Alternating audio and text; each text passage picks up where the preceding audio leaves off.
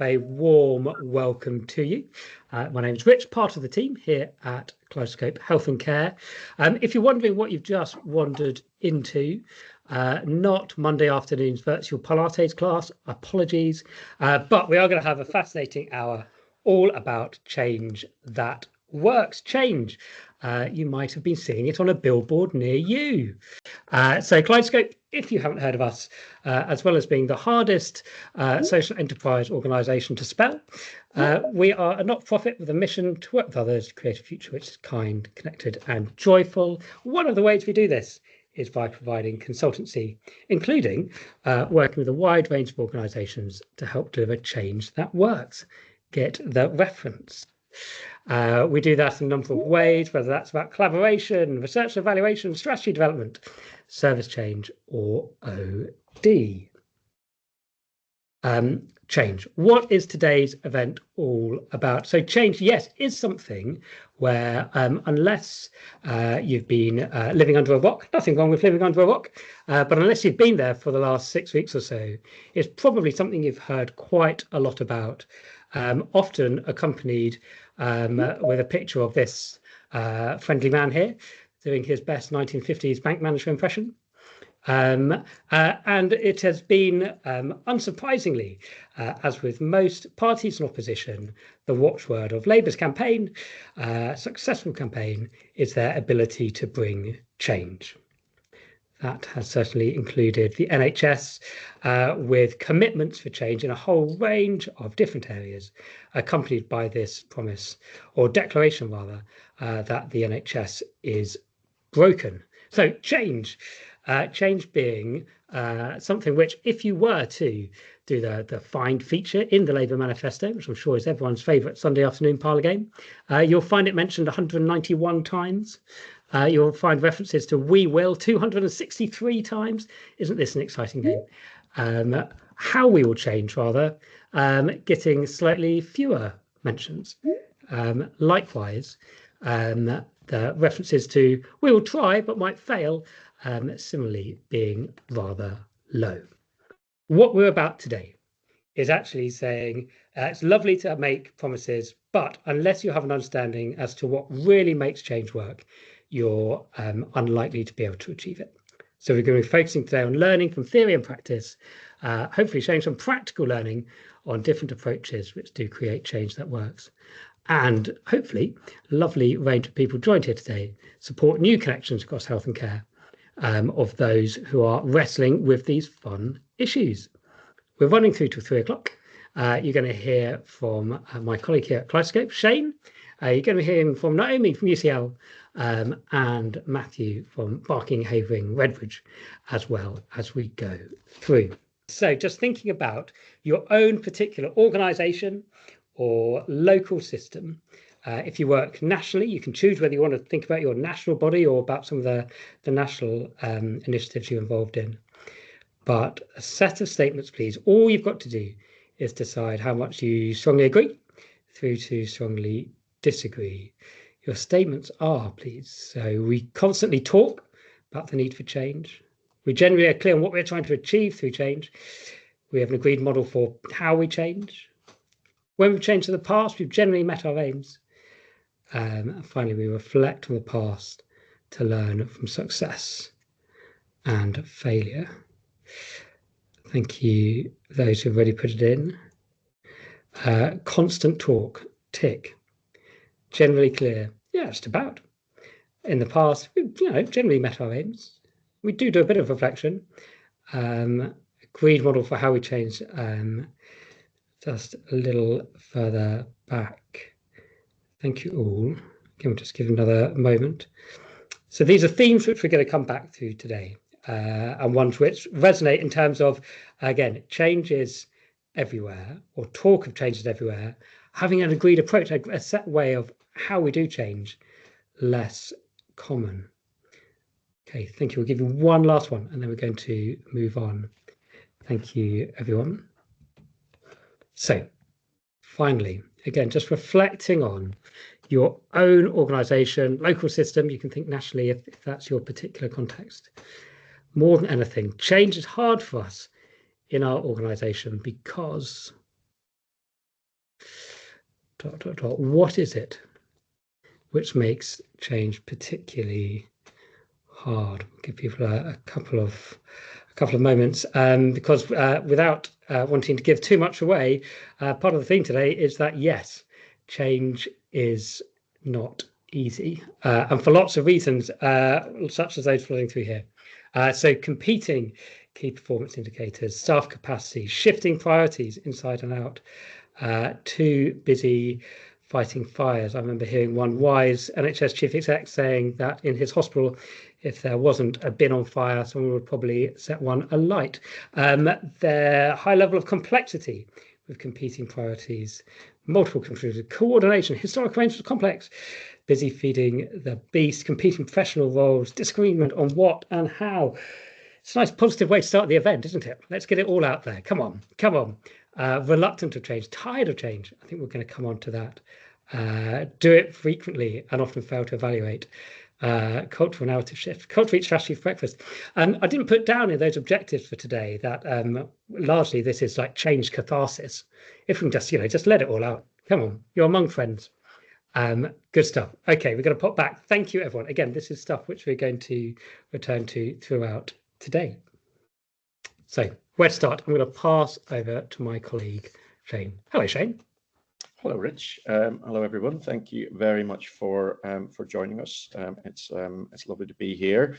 So no pressure. How does change really work? Well, I'm not going to pretend we've got all the answers, but we've certainly got some provocations. So I'm just going to very quickly take you through some of the things that we believe or have learned to be true about how change really works, and then use those as a provocation for Naomi and Matthew, and then hopefully for yourselves as we take this into the round. So, Rich, if you could just pop along.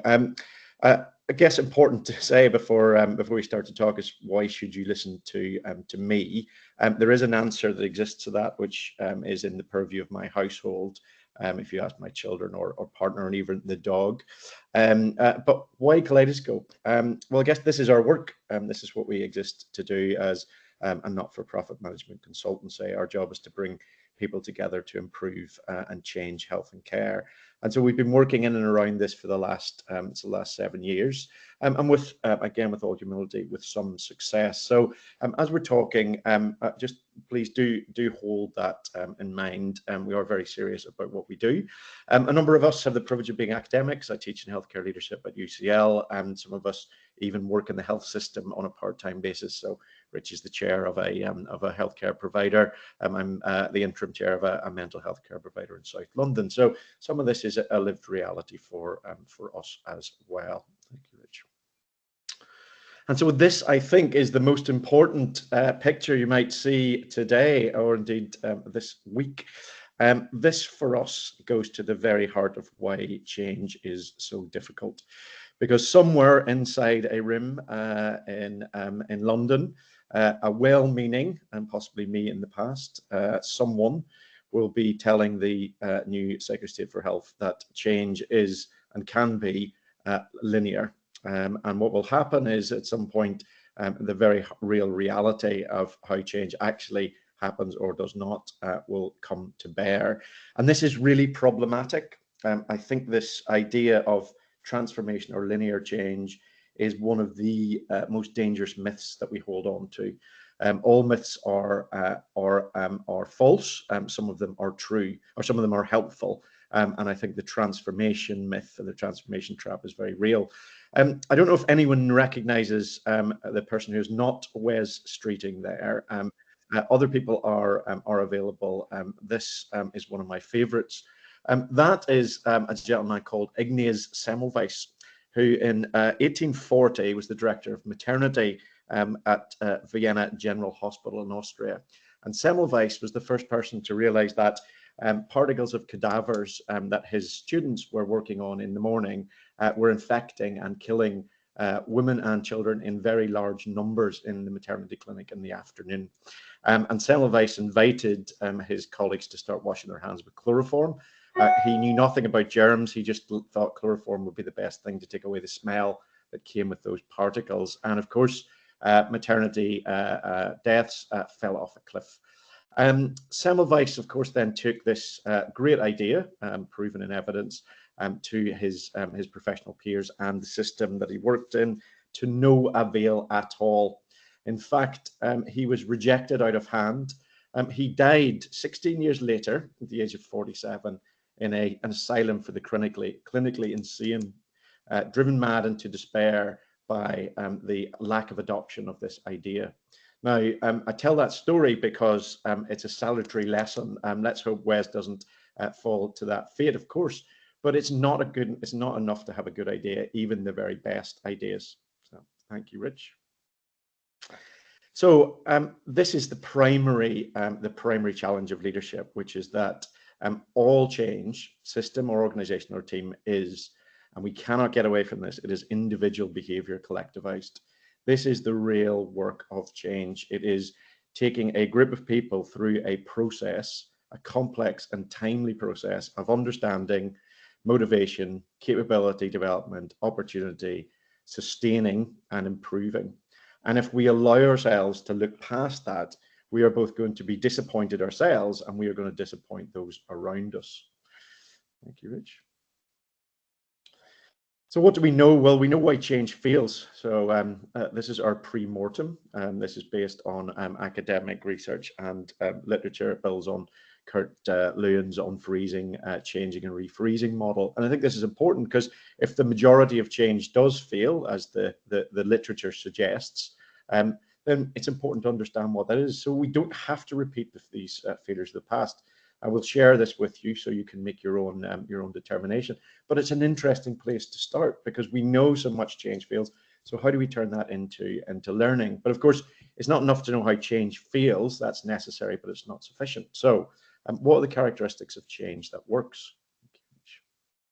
So these are 6 that we believe are characteristics of successful change over time across cultures, across contexts. We have a little blog published in the HSJ about this on late last week. We'll share it with you. So just to bring a little bit of this to life in the context for our new Secretary of State, it meets people where they are. Structural reform is not what we need right now. What we need to do is to meet often very fatigued and cynical and exhausted leaders and professionals where they're at and understand what it is they need to facilitate change, and particularly figuring out how do we accelerate the integrated neighbourhood teams program so we can genuinely create a health and care system via integrated care systems where healthcare can meet people where they are very physically as well as metaphorically.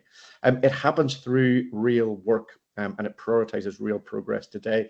There is a lure of grabbing for the transformation lever. We hope that doesn't happen. We hope there's a doubling down of the work that NHS Impact are doing. We hope there's a focus on sorting out Wi-Fi, sorting out toilets, which, by the way, have come up twice with client meetings that we've had recently. Please fix the toilets. Please do the Ted Lasso minute, a moment of turning on the hot water in the showers and making sure we've got the things that we need to do our job through. It is deliberate and planned. So how are we going to get 85,000 mental health care professionals safely and sustainably into our system? So if we think about, we've now doubled the proportion of nurses in the NHS over the last 5 years. But where we go, what we're seeing is there's a consequence to that. There is a drag on the experienced nurses who are providing support, learning, cover for that. There is also a risk aversion that creeps in, very naturally so, for nurses who are new to practice. And so we haven't thought about that as a systemic issue, simply more bodies. And we've known since the Mythical Man Month book in 1986 that that's not the way to go. We need to take a systemic approach to this. And then the curiosity and courage and being accountable, I think was very notable that an act of courage, Matthew can talk about this or not, is a little bit too modest, just to go against the prevailing view, which is we didn't have enough managers if we wanted to turn around A&E at BHRUT.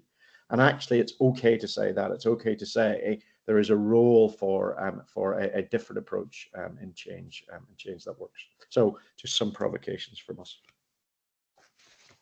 Shane, thank you very much indeed. We are far apart, but we will show virtual appreciation. Shane, thank you very much. Great to get us going. We are now going to move swiftly on to Naomi. Naomi, good afternoon. I'll allow you to introduce your full title and realm of expertise. Naomi. Thanks, Richard. Good afternoon, everyone. It's great to be with you. I'm Professor of Healthcare Organisation and Management at UCL. I'm also a non-executive director of a combined acute and community trust in London. And I'm also a director of an organisation called COVID-19 Bereaved Families for Justice UK. So next slide. Oh, just to go back, Rich gave me this very easy title. What do we really know about making change, making it stick and at scale? No problem. Next slide, please. So what I'm drawing on is some work we've been engaged with over the last 10 or 15 years, plus a whole load of other research and evidence synthesis. So I'm going to draw on these briefly through the presentation. So one is we've been very fortunate to be able to evaluate major system changes, one of which was the centralisation of acute stroke services across London and Greater Manchester, which you may know about. Similarly, we looked at the centralisation of specialist cancer surgery in those same two regions. During the pandemic, we studied remote home monitoring for COVID-19 patients, also known as virtual wards, national rollout of that. And we're currently looking at the implementation of AI for chest diagnostics, again, nationally. We've also had a research programme on the role of boards in quality improvement. So I'm drawing on all of that, and also, as I said, a whole lot of other brilliant research not done by us, and evidence synthesis and so on.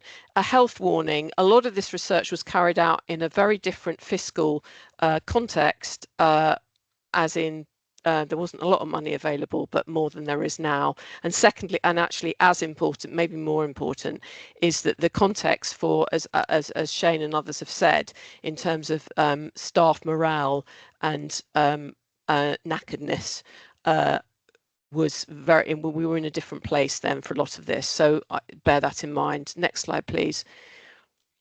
So again, I stole this from Rich because this is what he told me to talk about. So, you know, what are some of the myths about change? So let's talk about those. Next slide. First one, which Shane has already referred to. So the first myth: structural change is required. In my experience of being in research and healthcare, this is what policy makers reach to rather than actually deal with the difficult issues. So we did work on mergers in the 1990s, which is our most cited research, and it's the one that has had the least impact. So it's completely ignored, and mergers are still being talked about now, sadly, and they're a huge distraction. The benefits, such as they are, take many years to come to fruition. I could do a whole presentation on those. So let's not do structural change. Second myth: it's that change is a purely technical endeavour, that you don't need to pay attention to social influences. I'm sure no one thinks that on this call, but there are people who unfortunately focus on the technical endeavour. And a couple of examples of that: it's great work by Pat Putzi and others looking at change and sustainability of change, and that what they say, innovations are assumed to be standardizable, self-contained packages that can be mechanistically transferred across settings. And we come across that time and time again. So with the COVID-19 virtual wards, a number of them had developed during the first wave of COVID across the country on an ad hoc basis, clinicians getting together, my favourite example, over a kitchen table on a Sunday evening, implemented it on the Thursday. NHS England, bless their cock and socks, got onto it in about May, June, and decided, yes, this was ripe for national rollout to deal with what was forecast to be the second coming wave, and had a national SOP, standard operating procedure, and you were then surprised to find when that was not implemented everywhere to the same degree. And again, I know it's very obvious for all of you who are involved in these things, but we do need to keep saying it. Another example, that digital and AI are the magic bullets. Of course they can help, but again, with COVID virtual wards, believe it or not, our first very rapid evaluation that we did in 2 months, we had to say you cannot only have a digital model, you have to have an analog model, that is clinicians phoning patients to see how they are, for those that cannot use digital, the digital method. And again, you know, can't believe that you have to say that, but you do. I can't remember what number I'm on, but X number, myth that top down, what we call designated leadership, is sufficient. I don't think I even need to talk about that, but you know, just telling people to change won't work. Policy and financial levers, so things like targets and financial incentives will make change happen on their own. That's another myth, but I'll come back to that. They can be helpful. That you don't need to learn from history and context, and that additional funding isn't required. And I appreciate this is a bit controversial, but time and time again, I think the evidence tells us something else. Next slide, please. So now we go on to that first one. I couldn't find one that said evidence, research evidence rather than myth, but bear with me. So what do we know in reality from evidence? So first of all, it's really important to build the drivers, the narrative for change, with a wide range of stakeholders. So what's the evidence for the change that you want to make? What evidence are you trying to implement? So with the stroke example, we had 25 years fantastic clinical research that told us what you needed to do to treat stroke patients, and that was not being implemented uniformly across the country. So in London and Manchester, they wanted to reorganize their services so that that clinical evidence could be implemented. What's the theory of change? How is this change that you want to make going to get the outcomes that you want? Who's going to benefit and how? Again, it seems obvious, but a number of people launch into change without answering these questions.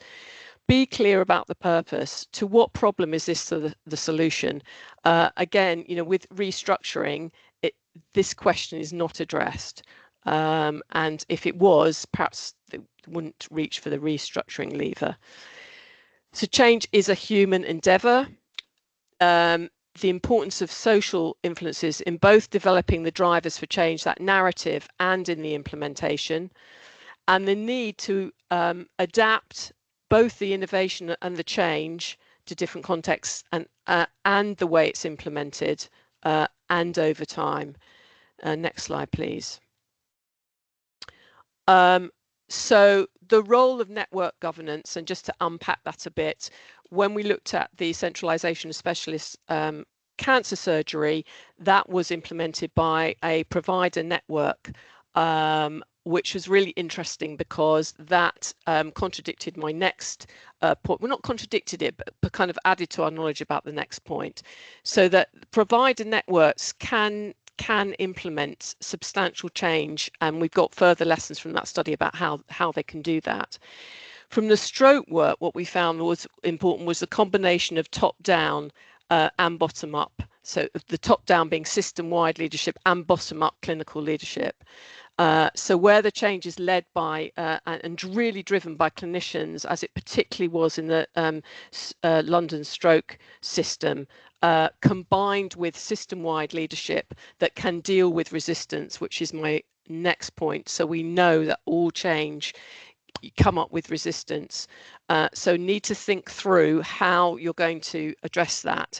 It often requires system-wide authority, not necessarily. With the cancer one, what we found was that if you have well-distributed leadership throughout the network, you can help address resistance that way. But you do, if you really want change, you have to take it on. So in Manchester, in the stroke example, they implemented a less radical model, which was less successful because they went for a consensus model. They wouldn't really deal with the resistance. So it is important to do that. engagement with all stakeholders, especially patients and the public, in a manner of co-creation, which perhaps we can come back to. It does require robust governance, and I've put this reference at the end. I cannot pronounce this person's name, prize to anyone that can. It's a great look at governance in the time of COVID and co-creation from different organisations. And finally, learning from history, especially non-implementation. So again, with the cancer specialist surgery example, in Manchester, there wasn't enough learning about why things previously hadn't been implemented and how that should be taken on board. Next slide, please. So, performance management, it is important. There are, of course, caveats, but actually setting standards as they did in the London stroke system, which I should say led to decreased mortality and decreases in length of stay and was shown to be cost effective. They did set standards and link those standards with financial support. So if providers met these standards of stroke care, they receive funding to provide the ongoing service. Facilitation support for implementation is really important, and headspace or Slack for those implemented. And that's where my point about it does require funding. I think I'm not saying it's impossible to do change without additional funding. I'm sure it isn't, and you'll give me examples, but it certainly does help. And in this current context, I really think we need to think about that. Digital AI, that should say proceed with care. I'm not saying this can't be helpful, of course, but on it, of course, they can help. But proceed with care, and it's part of take into account these wider issues about human relationships and how patients interact with these innovations. Evaluation is really important. We need quantitative and qualitative data, formative and summative. So formative, I mean evaluation that can tell you what's going on as you go, and so you can learn, and summative in the end. And I'm lucky to lead one of a number of NIHR funded rapid evaluation teams who are involved in rapidly evaluating innovations. But my argument would be that NHS and care need to become much more that homegrown expertise around evaluation. And in terms of sustainability, how do you make it stick? You need all of the above and more adaptation to context, independent evidence. Does it work, your innovation, your change? How and why did it work are just as important, and consistent leadership. Next slide, please. So final thoughts. Rich asked me for 3. Sorry, I've got 4, but I actually quoted from this work by Papuzzi and others, which I think is really important, in addition to all the stuff I said about designated and distributed leadership and so on. But first, develop adaptive capability in your staff so that it can make good judgments with limited data, although I'd say, please, can we get less limited data, and self-organize to adapt interventions for intended aims. Give attention to human relationships so that people can work together to embed improvements with reciprocity and goodwill, which are needed. And I would particularly say, can we work much more closely with service users, patients, families, and the public? I think historically we've been poor. NHS has been poor at that, and we can get much further if we work much more closely with those who use the services. Productively harness conflict. There will be conflict. We can't pretend there won't be, but get the contesting views out there and bring together in a constructive way. And finally, I would say this as a researcher, but build in evaluation from the beginning. Be clear about what data's needed, and that is my last word. I've included just a few resources on the final slide, some of which are kind of short and pithy for those that don't have time. Thank you. Naomi, thank you very much indeed. We will show our virtual, well, it's real, really, isn't it? Appreciation. Naomi, thank you very much indeed. If anyone is on the call who was sort of weighing up, shall I do a PhD in like change management in healthcare? You don't need to now. Look, you've had 7 minutes of Naomi. That's fine. You're done. There's nothing more to learn. Read some of this stuff. It'll be okay. Naomi, thank you very much indeed. Wonderful array of insight. And we're going to move swiftly on. And we're going to come from theory into practice. So delighted that we've got Matthew on the line. Matthew, you come from the world's longest named NHS organisation, so I'll let you pronounce it and talk about your change journey. Thanks, Rich. Yeah, so I'm Chief Exec at Barking, Havering and Redbridge, NHS Trust. We're in it's a largish acute hospital in East London. And I think part of the reason here is we've been the most improved trust in the country in the last 12 months for A&E performance, for radiology, various other bits and pieces. We're out of special measures. And the reason I came here actually about 3 years ago, I was first here in this office, in fact, 10 years ago to give the trust warning notices when I was Regional Director for CQC for London. And me and Mike Richards put the trust into special measures, and I kind of came back with a bit of a, if you say this stuff to places, you should try and help them out, actually. So it's been interesting for me coming back here, having moved from the regulator side into the provider side to try and see what we can actually do to help organisations like this. So a couple of thoughts really, and thanks very much Naomi and Shane for some great presentations there. I think Naomi mentioned there the importance of relationships, and so much of change is about building and developing strong relationships within organisations and getting the right results out of them. I mean, when I came here, I was something like the 5th chief exec in 7 years. Having come from Oxley's, which was my previous trust, where I was a 3rd chief exec in more than 20 years. And there's something about the consistency of that. And then, I don't know if this is a bit of advice for Keir Starmer, but when I came in, people met with a sort of polite smiles and a sign, a bit of a here we go again. Here's another well-meaning middle-aged man with grey hair and glasses telling us it's all going to be better in the future. And I was just one in a long line of those, really. And I think what I really realised was that there'd been so many change initiatives and pilots here that people were not really interested in engaging with the concept. They would walk into a meeting with you, they'd listen to you, you'd present your analysis, you present your data, and then they'd walk out and do exactly what they've been doing for the last 10 years, because none of the previous initiatives had really stuck. And there is something about being patient at the start. And I know you hear about all this first 100 days stuff and all this and the desire to hit the ground running. I think hit the ground listening would be my advice to leaders going into organisations that need to change.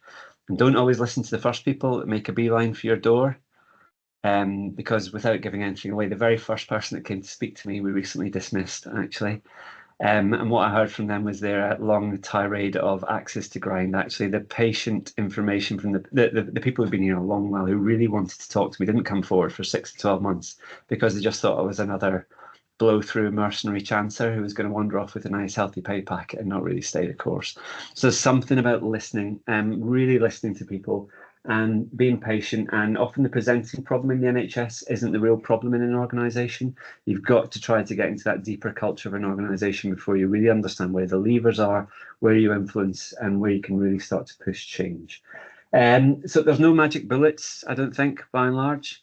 I think for example, most urgent emergency care improvement in the NHS for the last 10 years, you could simply write, we need to discharge more people before midday. There's a very, very good 2003 bed management toolkit that NHS something or other produced that I still send around to people these days. Everything in it is, it shows, oh, look, the patients come in now, the beds come up now, and that's why we've got a problem in A&E. And analysis hasn't really moved on beyond that. So there's no magic bullets. There's very difficult, complicated, multifaceted problems that are all about people and how they work together that are at the heart of a lot of this, and so much for its relationships. So there's no magic bullets. It takes time. People want to see your commitment in this, and high leadership turnover affects trust and confidence. I did a HSJ interview when I'd not been here very long, where I said if I hadn't sorted out the A&E performance by, I think it was last August, that I'd have to consider resigning. And then the first response was lots of my friends sent me very sarcastic texts and inappropriate memes. But actually, what quite a few of the clinicians said to me was that was the first point where they started to think I was serious about the place. because they realised that I'd invested some of myself and some of my reputation in the organisation's success, and they started to think I was serious and they started to listen to me. So there's something about people seeing your commitment, and in that you need to be quite resolute and start to really believe in what you're doing. You need to get the right team around you. So for example, I'm quite scatty. I'm not a very good completer finisher. I get bored very quickly. I'm good on ideas and stuff, but you know, I can do attention to detail when I'm forced to. But so you have to have the people around you to deliver on the stuff. You know, my deputy chief exec is one of the best technical operational minds in the business.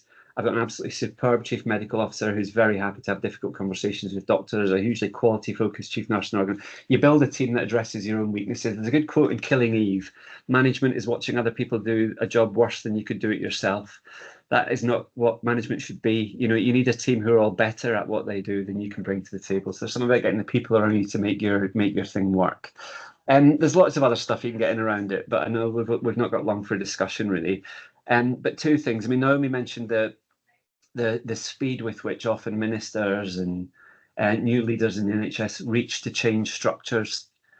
You know, I do tend to change structures, but I tend to wait at least 12 to 18 months before I start changing structures in a place, because often if you go to the structural levels first, you feel like you're powerful, but there's nothing on the end of them. You know, so for example, when I worked at CQC, I think ministers thought you could regulate quality into healthcare. You cannot. You can try to regulate failure out of healthcare, but it's clinical staff that drive quality into healthcare. Regulation's a backstop, and yet if you're a minister, inspection seems like an attractive way to drive healthcare, but it doesn't work. You know, and there's a lot of research around that. You know, so you've got to get the structures in to deliver, but it takes time to get there. Don't get depressed when things don't work. I've had some really, really unpleasant times in my professional career where I've gone home at night and I've thought, I'm making a right mess of this. I'm making an absolute hash of this. I should leave. I'm doing more harm than good here. You have to recognise how your mind and body responds to failure, and where you get your sources of strength for that. And you need to talk to other people and find out how they think it's going, because you will have bad phases during change journeys. You've got to have the kind of courage and the support around you to stick with them. And ultimately, a lot of it comes back to your ability to authentically take people on a journey that's hopeful at the minute. And I guess if I was talking to the Secretary of State at the minute, I'd say, you know, what we've got basically is a bunch of very, very tired people. You know, I'm a runner, you know, so me and Richard often text each other about 10Ks and things like that. You know, what you've got at the minute is a bunch of folk who've kind of finished a half marathon. You've said, surprise, it's a marathon, folks, you're halfway. You know, turn around and there's the next one right ahead of you. And there's something about how do you recognise that fatigue, but how do you encourage people to go on that journey? Because what the NHS needs to do next is leave the acute sector where it is and fix community and primary care and mental health care. And that means people like me need to be able to authentically deliver hope to staff who are working in a context where they probably rightly won't see much investment for the next couple of years, but the system outside will improve and healthy acute hospitals will rise from healthier systems around us. There's something about not naively saying it's all going to be better. There's also something interesting about saying it's broken, because that sends a sort of certain interesting set of messages to people, doesn't it? That I think we could probably talk about further. But you need to be able to take people on a journey of hope that starts in the place that they currently are. And that authenticity and that commitment and those relationships are at the very, very heart of all this. And then, so yeah, change is great fun, and most of the work is change, really. You know, in what we do, it can be hugely energizing, it can be exhausting and frustrating, but all of it's, you know, pretty wonderful in the long run, and all of it's about people, really, and that's what the job is, isn't it? It's about getting folk in and getting things better. And I think the main thing is, you know, you try to leave organisations better than you found them. I think that should be what change is about in the NHS, you know, and that would be, I think, you know, what all of us would want to do. If you go into a place and leave, did some things finish better than they were when you started? And that is always a good epitaph, I think, for any leader in any role in the NHS or elsewhere in life. Thank you. Matthew, thank you very much indeed. We once again show appreciation. Matthew, thank you. So okay, we've covered off the healthcare PhD and change management. That's fine. If you're thinking about doing the NHS grad scheme, you know, don't need to do that now. You've listened to Matthew, you're fine. So I think we have done what is that, about 8-9 years worth of development in the space of about 25 minutes. So good. All right, hope people enjoyed that. In chat, what we're going to do is we've thrown a huge amount at you in a short space of time. So we're going to have a beautiful minute of just silence. We're going to pause for a minute and just to gather thoughts, if that's okay. So reflecting on what you've heard from Shane, Naomi and Matthew. What got you nodding, shaking your head most vigorously? Why? So we'll have a minute, bit of calm, and then we'll have a bit of discussion. There we go. I don't think anyone did join us during our minute silence, which is probably a good thing because they probably wondered what on earth they'd just joined. Thank you everyone for popping things in chat. Please do continue to do this. So themes coming through. Elizabeth, lovely. Yeah. So no magic bullets. All about people. Change was owned by those who do the work. About relationships. A couple of points. So we're going to go into discussion. And a couple of points just flagging up, Matthew, exactly what you've said about listening. Naomi, likewise, you talked a lot about the co-production needed with family, with patients, with going beyond possibly some of those who are always involved in change. Just, Naomi, we'll start with you if that's okay, and then come to Matthew. Again, thinking about the context now, we have a new government who feels like it has a mandate to change things quickly. We need to do things fast. So what's your advice in this space? And I'm sure lots of people on the call will be in this situation too, about how you give wise advice to people who feel like we don't have time to listen, we don't have time to co-produce, we need to get on. I think there's some short-term quick wins that need to happen around commitments they have made, so waiting lists, and they are important. There are other things that are important, and one that has to address the flow, and as Matthew said, probably the investment needs to happen in primary community social care in order to get that flow through our acute sector, and the waiting lists and waiting times for elective care down. I think the population needs to see some improvement in a year or 18 months in that. I mean, either we're on one of those waiting lists, or we know someone that is, and it's impacting our economy. There are 2 million plus people out of the workforce because they're on NHS waiting lists. So that's what I would say. And Shane kindly put a link to a recent blog I've written in the chat, which is about changing the narrative around that NHS and care are a drain on our economy. They are not. I'm sure everybody here knows this. A growing economy needs a healthy population. So if you're investing in health and care, you're investing in our economy. And actually, that's where I'd start. That would be my number one, in fact. Naomi, thank you. Matthew, how this balance between we need to do stuff, but also a lot of what we talked about is that time, is the listening, is the sort of stuff which, from a particular vantage point, can look weak.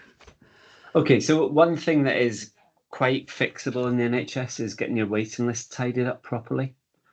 I think there's something about what happened to acute trust, certainly during the pandemic, where we lost a lot of experience. Actually, we lost a lot of operational experience and brought in a lot of new staff, which is, I think, part of the productivity issue. If you've got a poorly managed waiting list, it looks a lot worse sometimes than it actually is. And actually getting, so it was one of the first things I did at BHRUT was getting someone who was a real operational expert I'd worked with before on waiting list management and tidying up. So we all hear all this talk, and the ministers go around and they point at operating theatres. More than 90% of our waiting list is outpatients activity. Actually, and unless you understand where your problems are, it's not that we need surgeons to be working 7 days a week and into the evenings operating on people. We need them to be seeing people in outpatient clinics. And there's something about really understanding the anatomy of who is waiting and for what. One of our biggest rate limiting factors in this trust at the minute is we don't have enough outpatient clinic rooms to see the patients we've got on our waiting lists. Actually, there's something about having the operational insight into where your problems really are to allow you to do some of the quick wins. And I think that waiting list of, 7.6 million at the minute, that is eminently able to be brought down without significant new investment. I think purely by investing more, not in managers at my level, but if you asked our surgeons what's been one of the biggest wins in the last 2 years, they would say band 4 clinic prep teams who ring up patients and make sure they're coming in for their operation, make sure their pre-assessments and checks are done, and make sure we don't get people who do not attend and waste 14 grand in the afternoon because I've got a bunch of clinicians sat around in an operating theatre with no patient there. You know, that's all stuff that we're already spending money on and could be fixed quickly. So I'd go after the waiting lists, and I'd rather set urgent emergency care aside for a year or two, because that ain't going to get better anytime quickly. I think that would win confidence and with time, and Naomi's point about economic investment.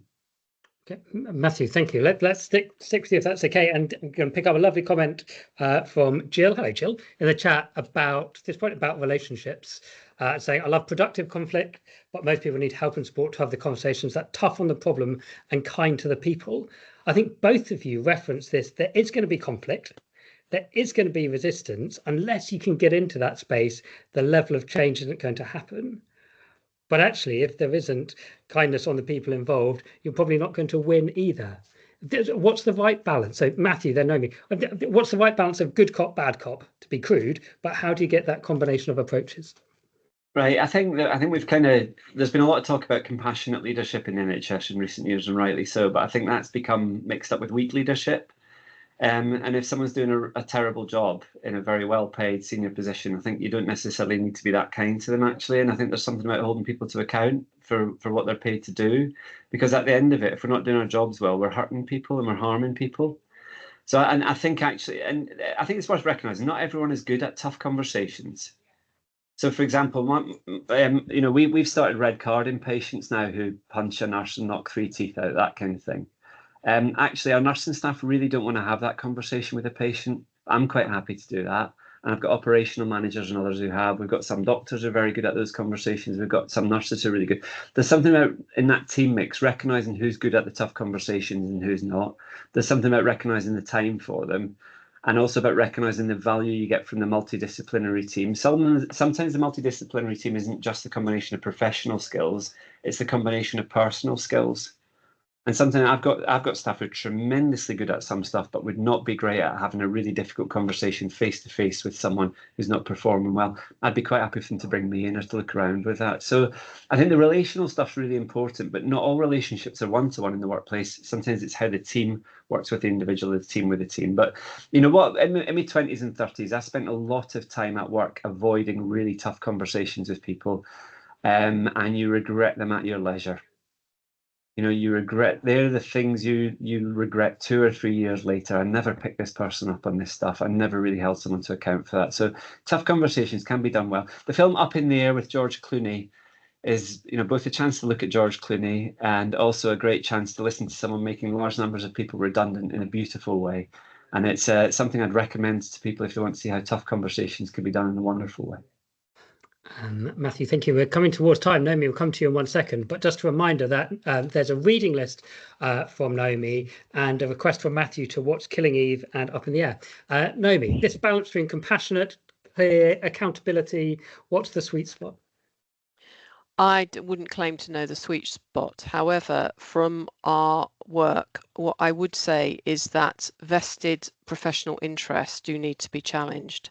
And the best way to challenge them that I've seen is that other clinicians challenge those. So, for example, going back to the stroke, you know, when you're trying to close services, you will get massive resistance, and it is completely understandable.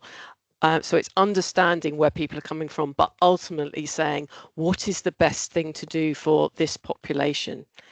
And it's clinicians who need to be supported, facilitated, encouraged to challenge their peers around doing that. And the most amazing example was the stroke physician leading the changes in London gave up his service in the cause of providing a better acute stroke care for the whole of London.